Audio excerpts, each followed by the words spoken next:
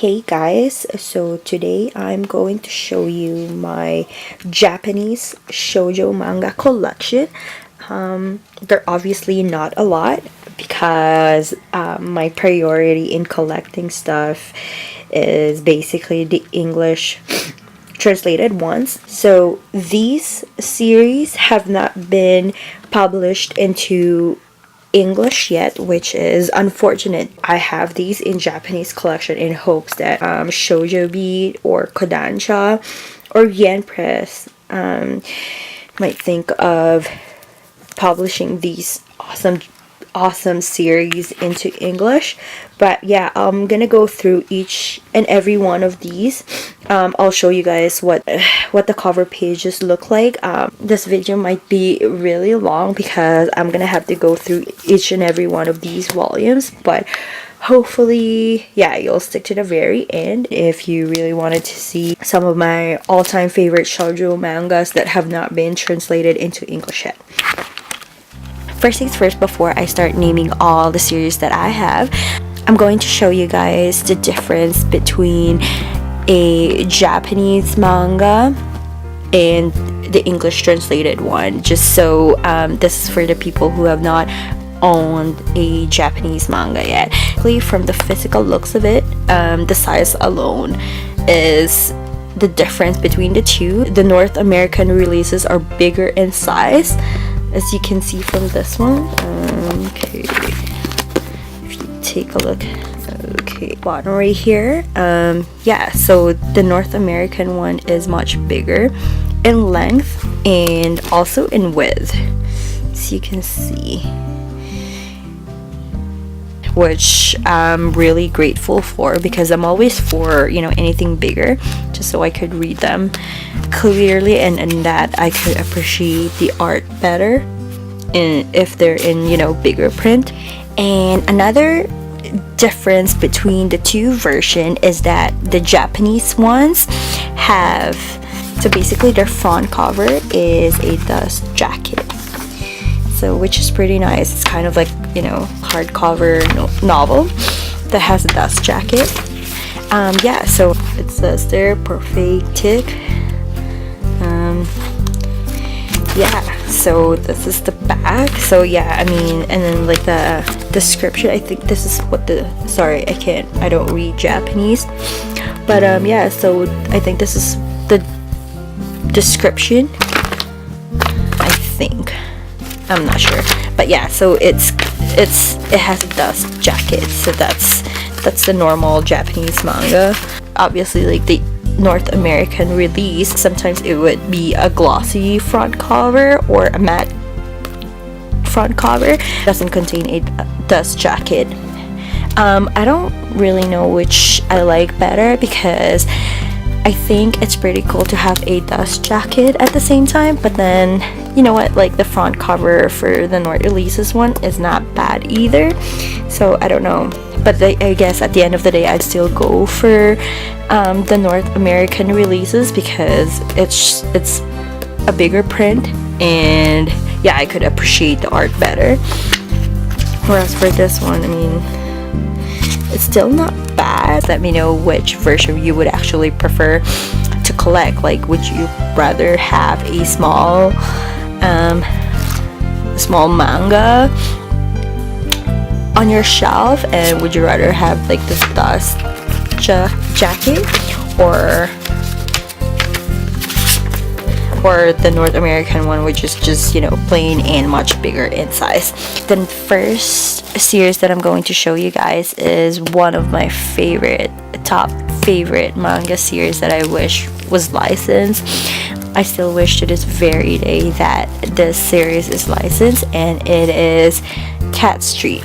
Cat Street is the same mangaka as Boys Over Flower, and I don't know, I remember back in those days, I just kept putting this series on hold, because from reading the plot alone, it sounded so boring, but I regretted it. I regretted it. I remember like every single chapter just left me in cliffhanger, especially towards the end. And the thing with this series was that the OTP kind of like totally blew me away. I didn't think that she would end up with this guy.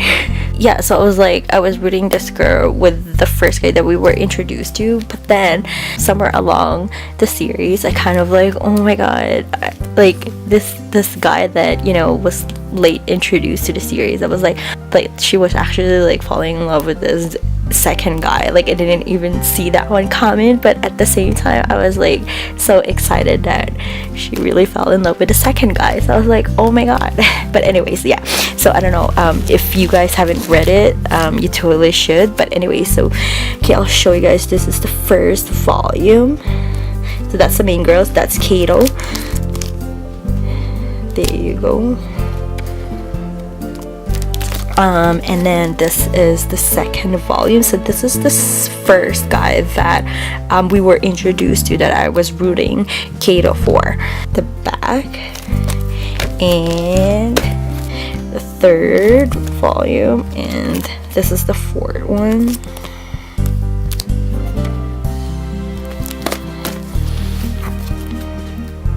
The fifth volume.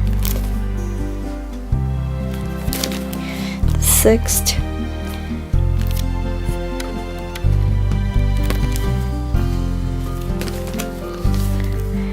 seventh, and eighth. I guess like the final volume front cover is kind of like a spoiler. Okay. Yeah, so I really wish that this series would get licensed. I don't know, this series is like this has been published like a long time ago. The chances that this might get picked up is very low at the moment, but who knows, right? The next one I have here is Namai Hizakari. So this series is fairly recent. Oh my god, this is just one of the funniest series that I've ever read. So I only got the first 3 volumes because I don't really have a budget at the moment to spend more on Japanese manga. But yeah, I mean, like, this is a high school romance.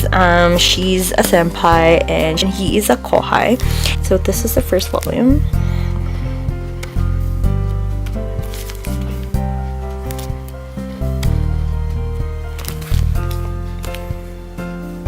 Second volume. And I don't know, this series, you guys, I mean, look at the height difference between them. He's a basketball player and she is the manager in this story. And I don't know, there's too many skinship in this series. I mean, they're not even together, but they have a lot of skinship together.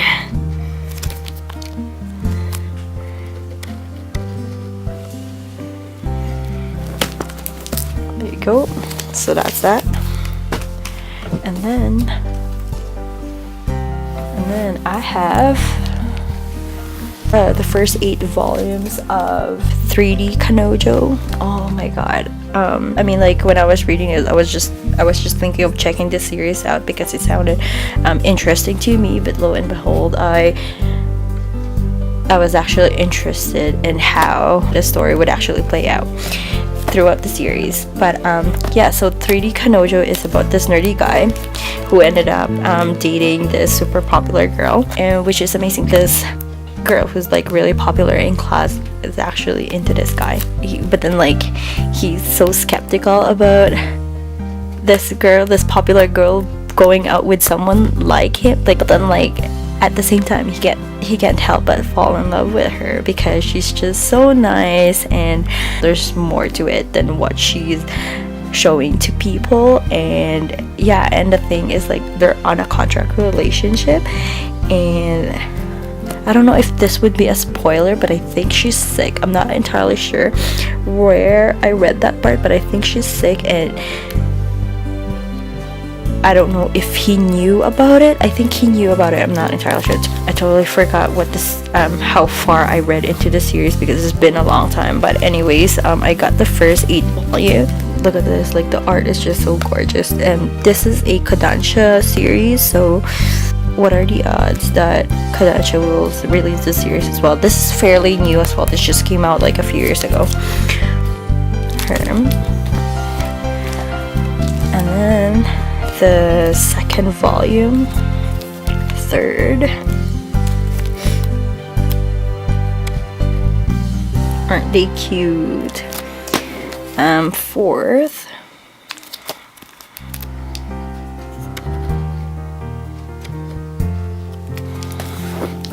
fifth, sixth. Oh, I don't know, I'm just so in love with the artwork in this one, you guys. Seventh, eighth. Okay,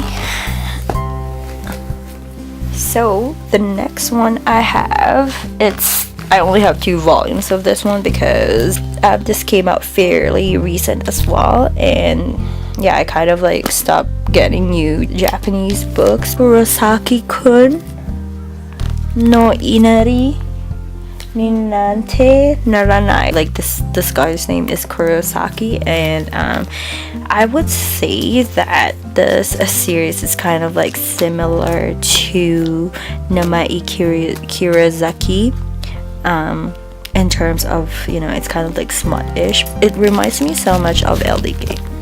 So this is the first volume. I mean, like, look at the art alone, you guys. It's one of the best I've seen. And this is the girl. If you can get past like how they actually met, it's not bad. But yeah, so that's what it is. This is the first volume, and this is the second volume. This is the second guy that I'm not really a fan of, and that's him. Yeah, so I only have 2 volumes of that one. And the next one I've got here, this was the series that I was talking about on my Shoujo manga haul January to April video. I mentioned on that video that I was hoping that Shojo Beat would license Anonymous Noise, and they heard my prayers. I also mentioned that that series reminded me so much of this drama, and it is called Kanojo wa Uso wo Aishu Guteru. It's like, you know, the English translation is like girlfriend, I lied about loving you. But yeah, so I think it's already finished in Japan.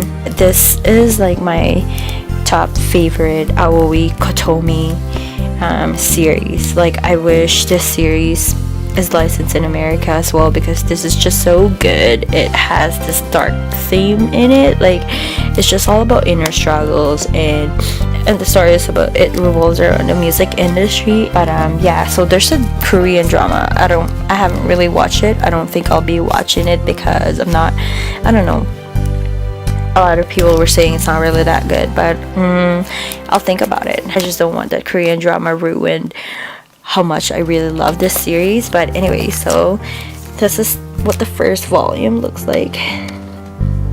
So that's the main guy, and I love this, and I really love the artwork. This is the second volume. Oh, you guys, oh my god, look at that. I really wish this was licensed. Third volume, but I don't know, like, this series is kind of long. I think it finished at volume 20-ish something. Volume 4, volume 5. Oh my god, look at that. Volume 6,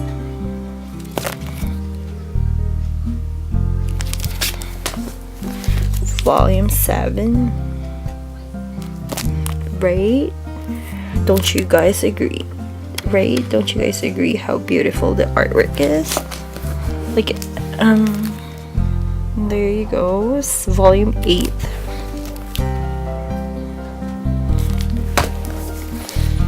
Volume 9.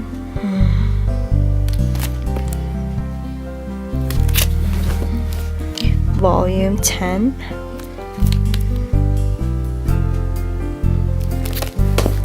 Volume 11. Volume 12.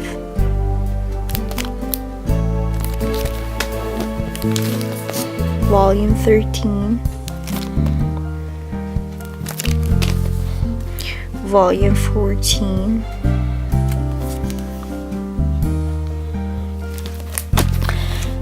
And volume 15. Okay. So the next one I have here is I honestly don't think this series is going to be licensed because not only it is pretty long, but it's been ages since the series has ended. But yeah, this series is like a total definition of shoujo because it just went back and forth throughout the series. This manga is a 22 volume series, and it is Parfait Tick. Parfait Tick has one of the best artwork I've ever seen. Like, look at this guy, you guys. The artwork is no joke. It's very detailed. I love Daya. I was actually rooting for Daya. I even forgot what the girl's name is now. I just remember Daya, and the other guy is Ichi. But yeah, I mean, no joke. I love the artwork in this one. So yeah, so like I said, this story kind of like went back and forth throughout the series. I mean, she went out with Daya, but then like eventually she didn't really like Daya. No, she didn't go out with Daya. She had a crush on Daya, and then she confessed to Daya, and then when Daya rejected her, she kind of like fell in love with Ichi, and I was totally rooting her for Ichi because I thought like Ichi was just such a nice guy. He was this just perfect guy to me. But then like somewhere along the series, Ichi broke my heart, and I was like, okay, you don't deserve her. I totally forgot what her name is, but I was like, yeah, you totally don't deserve her. You guys are not meant together. But at the same time, I don't want you to go out with Daya because I don't know. I feel like Daya just kind of like, he eventually fell in love with her because he felt sorry for her that Ichi was kind of like two-timing her with his ex or something. But yeah, I mean, I still love the series, but it's just so much drama. It's like I said, like it's the true definition of shoujo. But anyways, here's the volume 1.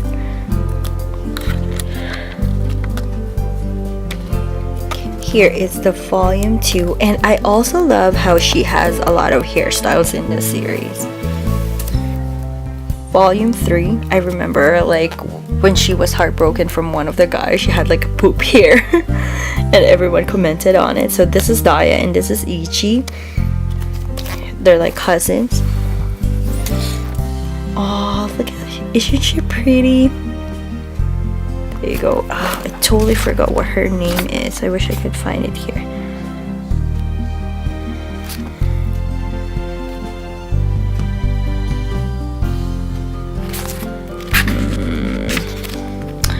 Totally forgot what her name is. I can't believe I totally forgot what her name is.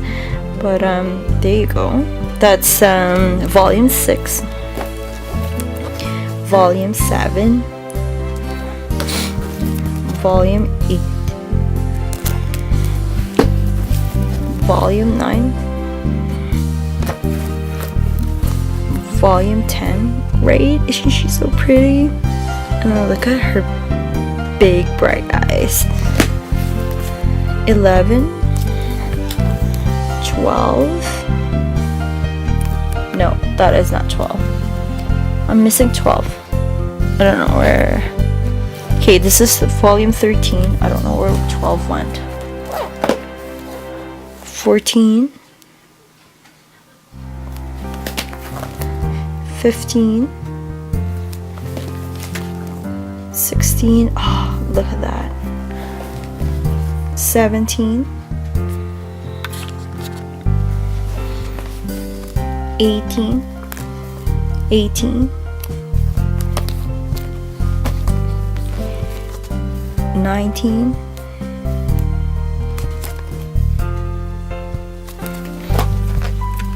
20, 21, 22. Anyways, last but definitely not the least,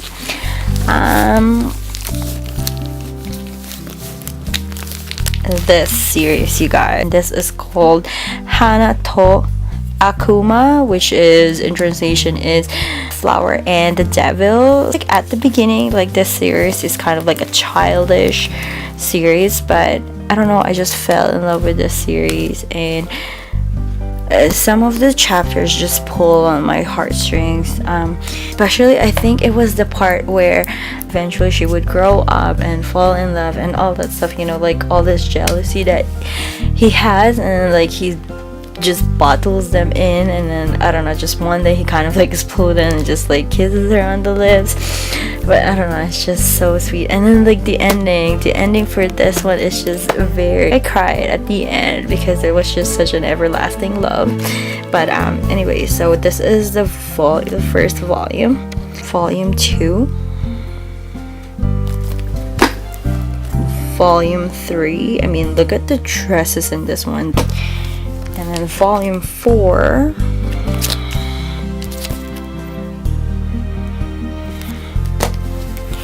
volume 5, this is Hana and the Demon Lord. Volume 6, oops, sorry, volume 7, volume 8, volume 9,